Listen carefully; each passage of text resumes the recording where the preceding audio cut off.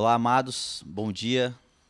Desde já eu me sinto honrado mais uma vez a compartilhar a palavra do Reino, a palavra do nosso Senhor e Salvador aos nossos corações. E sou missionário, Anderson Silva, congrego na igreja chamada Igreja New Hope, Nova Esperança. E quero compartilhar algo no seu coração, né, que está em Mateus, capítulo 16, verso 13, que diz assim: Quando Jesus chegou à região de Cesareia de Filipe, consultou os seus discípulos. Quem as pessoas dizem que o Filho do Homem é?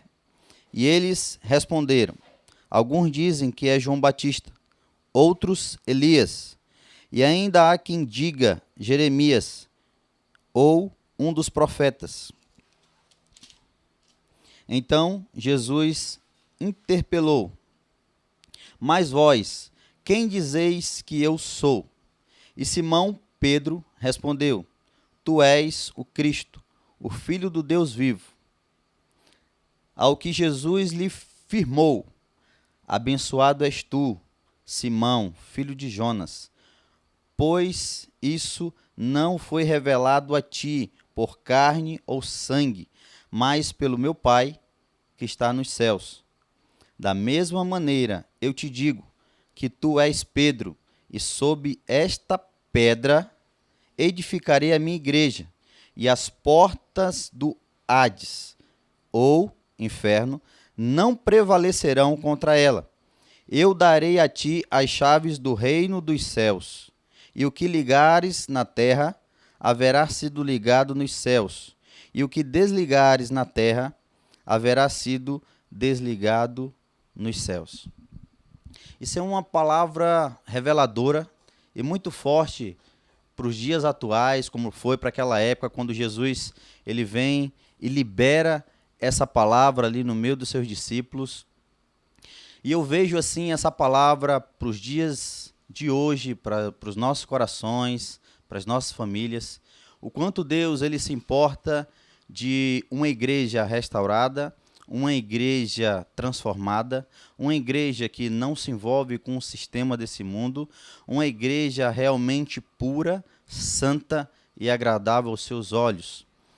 E vendo esse texto e a forma como Jesus ele se depara para os seus discípulos, ele pergunta a primeira vez a quem realmente eles estavam querendo saber ou ter visões sobre a respeito do próprio Jesus. E eles vão e respondem. Uns dizem que é João, outros Elias, outros Jeremias, outros dizem que é o profeta. Mas aí Pedro se levanta com a autoridade de um homem, né, bem firme naquilo que ele fala, naquilo que ele diz. Ele diz assim: Tu és o Cristo, o Filho do Deus vivo. E eu fiquei imaginando esse Simão, Pedro, que não era totalmente convertido, que não era totalmente firme, que não era totalmente realmente alicerçado naquilo que realmente ele estava se posicionando e falando naquele momento. Mas Jesus se volta para ele e diz assim: Abençoado és tu, Simão, filho de Jonas. E refletindo na palavra de Deus, eu vejo que Jesus ele viveu com certos Simões, ou melhor dizendo, Simão da vida. Ele viveu com Simão, seu irmão. Ele viveu com um fariseu chamado Simão. Ele viveu com um leproso amigo chamado Simão. Ele viveu com muitos Simão. Só que ele dá um exemplo de um verdadeiro Simão para as nossas vidas atuais hoje. Quando ele disse: olha, Pedro, sobre esta pedra edificarei a minha igreja. Então isso quer dizer que tem várias igrejas. Assim como João, o apóstolo do amor, ele se revela em um texto do próprio João, quando ele fala que eu sou a videira verdadeira. Isso quer dizer que tem videiras falsas. Isso quer dizer que tem igrejas falsas. Isso quer dizer que tem pastores falsos. Isso quer dizer que tem evangelistas falsos. Isso quer dizer que tem homens que se dizem de Deus falsos. Então ele se volta aqui e diz: ei, Simão, Pedro, sobre você agora, sobre a minha igreja, eu vou edificá-la, mas sobre a única rocha, que é Jesus. Então nós se voltemos agora à palavra de Deus, não a sistema desse mundo, como o próprio em Romanos, Paulo fala, para nós não admoestarmos a esse sistema pecaminoso, porque esse sistema já é de Satanás. Esse sistema não é de um governador, de um presidente, de um ser humano. Esse governo já é do próprio Satanás. E ele envolve tanto as pessoas que não têm Jesus, como as pessoas da própria igreja, para praticar coisas que ele próprio quer.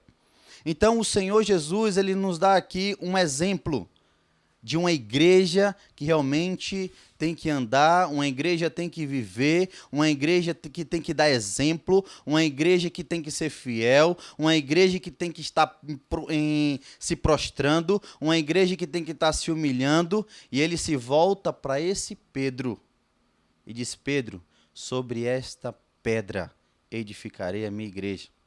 E essa pedra simboliza Jesus. O próprio Jesus diz que a casa ela é edificada sobre a rocha, porque pode vir um vento, pode vir a tempestade, pode vir qualquer coisa, picuinhas, falatórios, pessoas lhe criticando, mas essa casa não será abalada. Sabe por quê? Porque você tem sido realmente colocado sobre essa rocha, Jesus.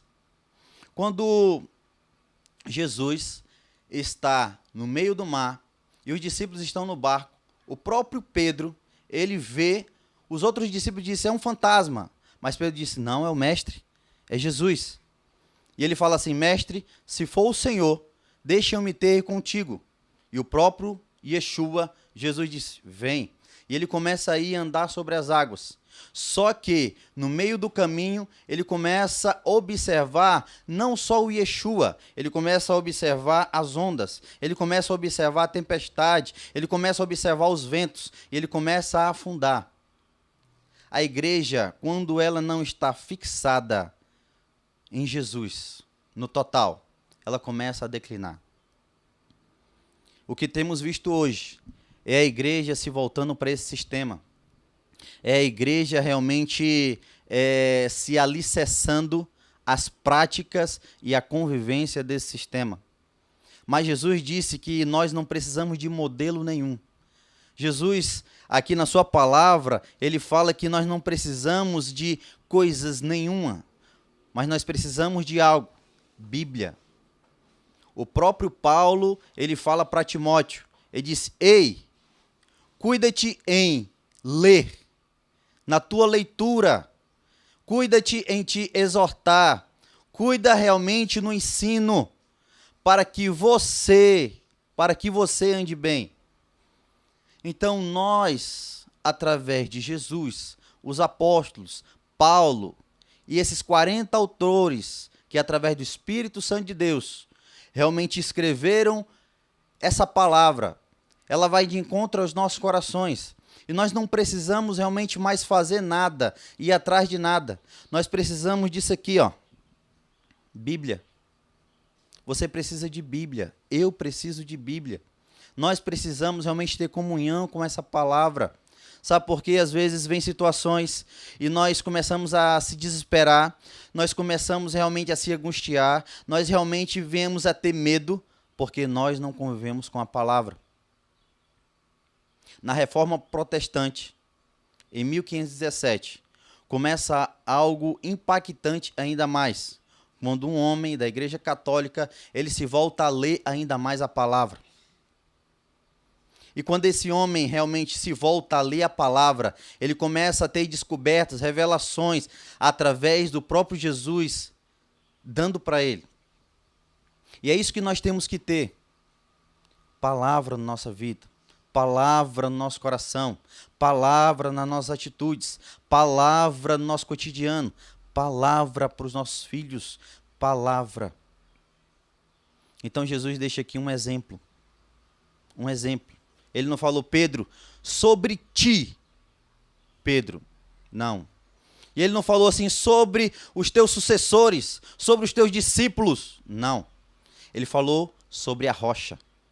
A única coisa para nós vivermos bem aqui na terra e para nós adquirirmos coisas de Deus é sobre Ele, é nele. Jesus fala assim, também, que Ele está dentro de cada um de nós. Ele está dentro de nós.